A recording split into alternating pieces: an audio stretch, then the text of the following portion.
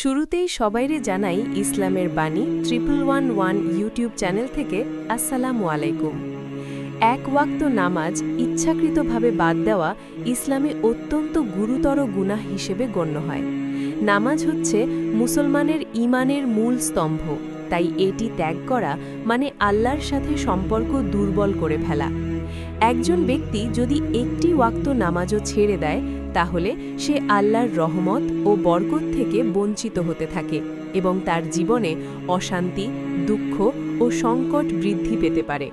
হাদিসে বলা হয়েছে, কিয়ামতের দিন সর্বপ্রথম নামাজের হিসাব নেওয়া হবে।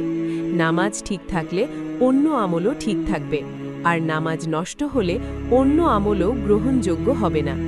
এছাড়া নামাজ ত্যাগ করলে অন্তর কঠিন হয়ে যায়, গুনাহ করার প্রবণতা বেড়ে যায় এবং ভালো কাজের প্রতি আগ্রহ কমে যায়। একজন মুসলমানের জন্য 5 ওয়াক্ত নামাজ তার দৈনন্দিন জীবনের শৃঙ্খলা, পবিত্রতা ও আল্লাহর স্মরণে থাকার একটি মাধ্যম। তাই এক ওয়াক্ত নামাজ বাদ দেওয়াও বড় ক্ষতির কারণ হতে পারে।